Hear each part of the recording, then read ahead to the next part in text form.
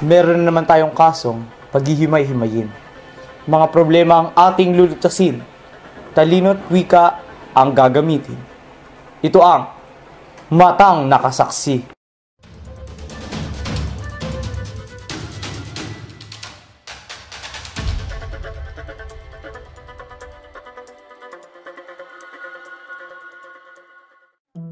Isang dalagitang walang habas na pinaslang sa loob ng kanyang sariling tahanan sa Tondo, Manila.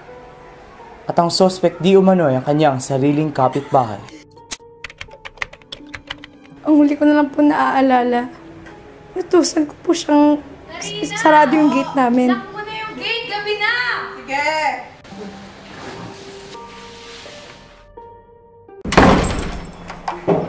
Ano ba yan? Ba't may tao pa wala na sa labas ah? Sino po sila? Karina, mama mo.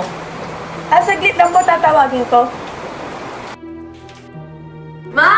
Oh! May naghahanap sa'yo! Sino? Gabi na! Nalock mo ba yung gate? Tapos po, umakyat siya sa kwarto para sabihin may naghahanap sa akin. Hindi ko siya pinansin. Yun na pala yung huling pagkikita namin na maayos siya. Ay, wala na. Papasok na ako ng bahay, tapos nakita ko si Karina, kausap si Manong Kret. Hindi naman ako nagtaka kasi kakilala naman ng pamilya nila si Manong Kret. Kaya pumasok na lang ako ng bahay. Wala naman akong narinig na kakaibang tunog. Huwag po, maawa po kayo sa akin. Tumahimik ka! Humingi na agad ako ng tulong sa mga kapitbahay namin nung nakita ko siyang kahandusin at naghihingalo. Sinugod na namin agad siya sa ospital. Karina, sino may gawa nito sa'yo? Ayaw mo yan! Karina, sino gumawa nito sa'yo? Karina, huwag ka pimaha! Karina, sino gumawa nito sa'yo? Kurt!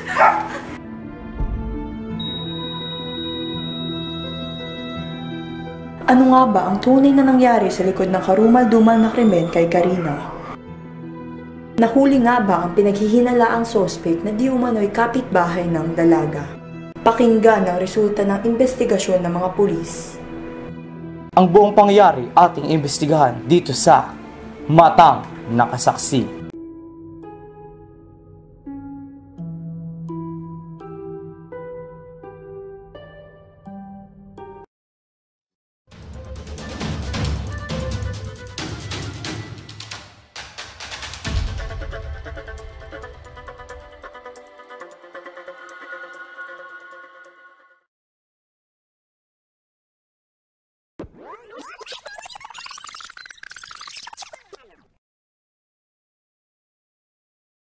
Ang report ni Ginoong Mervin Hilario ay isang pagpapakita ng impormatibong tungkulin ng wika. Sa pagsasalaysay niya tungkol sa insidente at nangyari sa daligitang si Karina, nagbigay siya ng kaalaman at impormasyon sa mga manonood. Hindi ko na lang po naaalala. Ang pag-utos ni Ginang Sanchez sa kanyang anak upang isara ang kanilang pinto ay pagpapakita ng instrumental na tungkulin ng wika.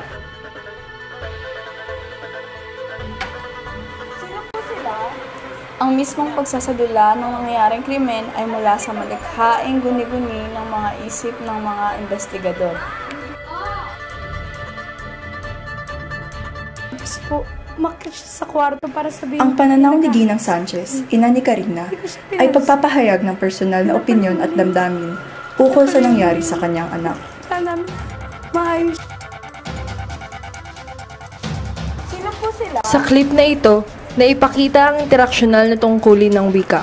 Nang tanongin ni Manong Kret si Karina tungkol sa nanay nito, nagkaroon sila ng koneksyon at komunikasyon.